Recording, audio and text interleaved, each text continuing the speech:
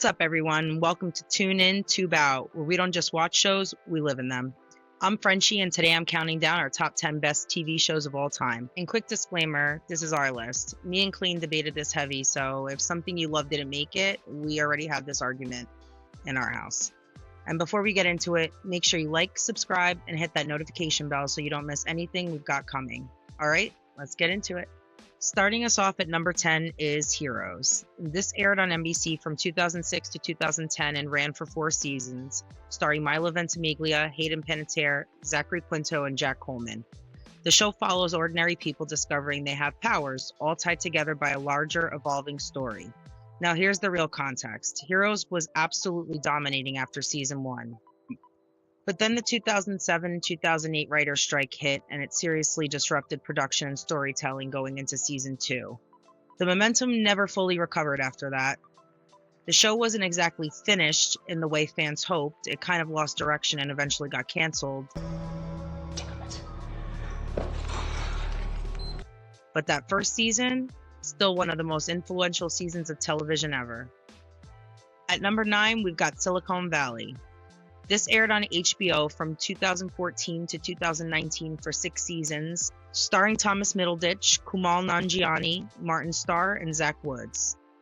It follows a group of programmers trying to build a startup in the chaos of Silicon Valley.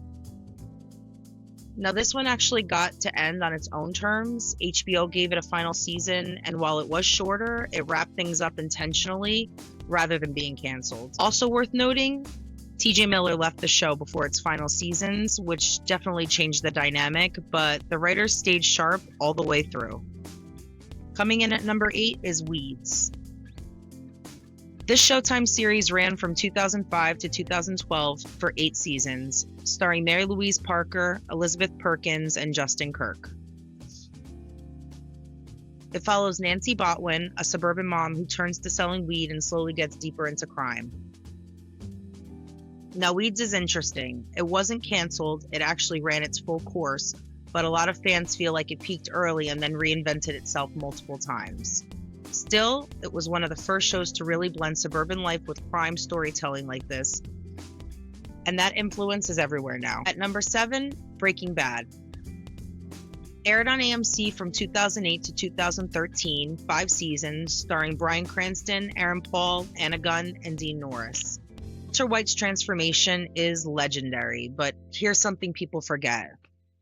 The show also had to navigate the writer's strike, which shortened its first season. Despite that, it stayed consistent and only got better.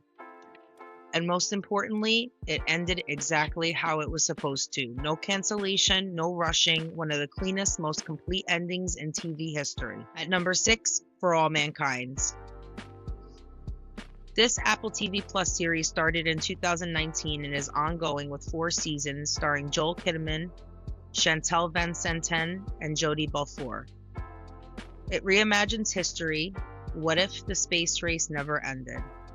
Now, as of right now, the show is still continuing its story, so it hasn't been canceled or concluded yet, with 1 more season just announced. It did release seasons during a time where the industry was dealing with strikes and delays, but it managed to stay consistent, which is not easy for a show with this magnitude. At number 5, Severance, an Apple TV Plus series that debuted in 2022, currently with 2 seasons, starring Adam Scott, Patricia Arquette, John Turturro, and Britt Lauer.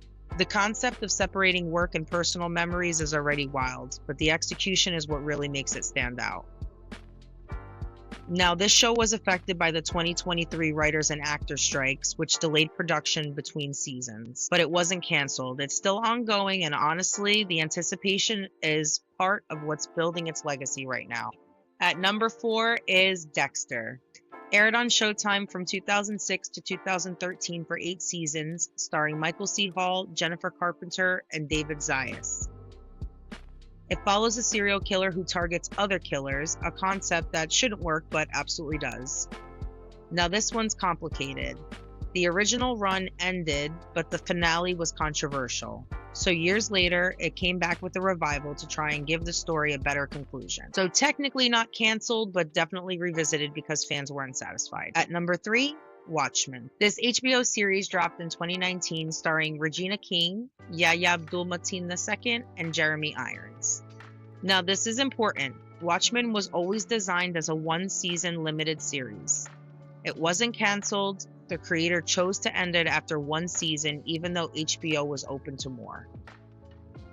And honestly, that's part of why it works so well. It tells a complete story and gets out. At number 2 is The Man in the High Castle. This ran on Amazon Prime Video from 2015 to 2019 for 4 seasons, starring Alexa Davalos, Rufus Sewell, and Luke Kleintank. Alternate history where the Axis powers won World War II, already a heavy premise.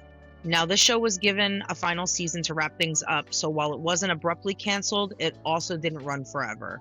It had a planned ending once the story reached its peak. And at number 1, Dark. Netflix series from 2017 to 2020, 3 seasons, starring Lewis Hoffman, Lisa Vaccari, and Andreas Peichman. This started as a missing child case and evolved into one of the most complex time travel stories ever told.